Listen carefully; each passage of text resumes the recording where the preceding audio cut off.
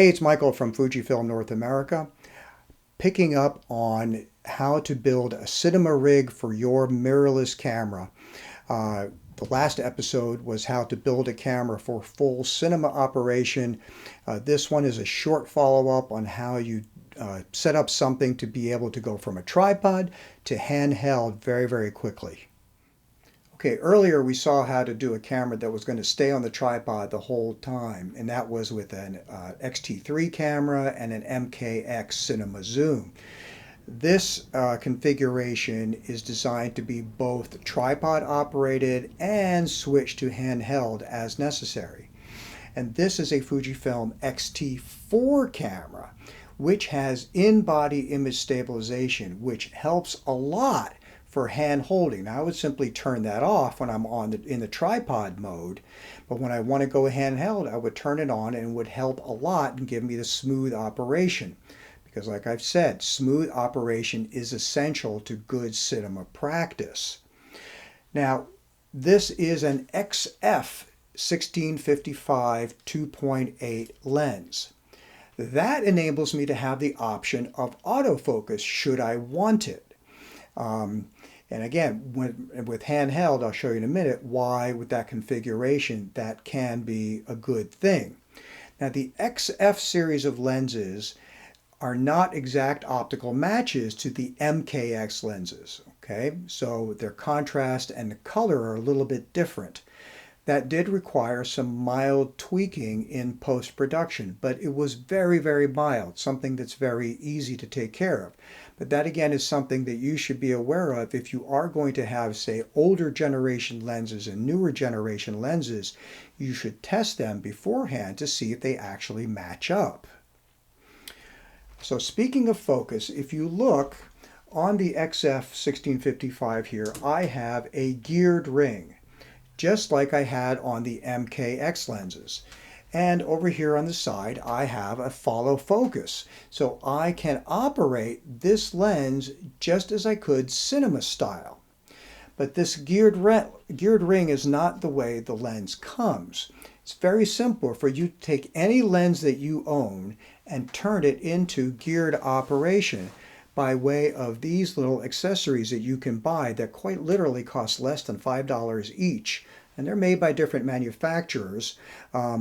And they come in predetermined diameters. Some of them you would attach by way of a cable tie or a set screw, but I like these because they come in different sizes and they're meant to fit very, very tightly onto the focus ring or the zoom ring of your camera. You just slip them on there really, really tightly, and they get on there, and you can leave them on there all the time. I actually find it's very easy now. It's actually easier to grab the focus ring with that on there than without it. But those are the standard teeth that you have on cinema lenses, and therefore standard cinema follow focus and remote control motors will work with that. Okay, so as you can see in this rig, I've got the battery way off to the back. Now, I didn't connect the battery to the camera with the cable just for ease of discussion in this installment, but it's the same kind of 14-volt big brick battery that can run the monitor and the camera for hours and hours on end. And I put it off to the back to help as a counterbalance when I put this onto my shoulder. And this here, as you can see, is a shoulder pad that enables that and makes it possible. So the way it's set up like this, plain and simple, right? Studio tripod operation. Now, if I want to go put it on my shoulder, all I have to do is loosen up the lock knob. I take this whole thing, I pull it off the camera, just like that. I've got two hand grips on here, and the shoulder pad sits nicely on my shoulder, and I'm able to put this right up to my eye and operate by way of the eyepiece, which I prefer over looking at the monitor personally. It also means that I can operate handheld. The director can be behind me watching the screen. So if I want to go manual focus, I put the camera into M mode and I grab the follow focus and I can focus it manually. Or I can swing the follow focus out of the way and operate right directly on the lens. So speaking of swinging the follow focus out of the way, there's another reason why I might want to do that.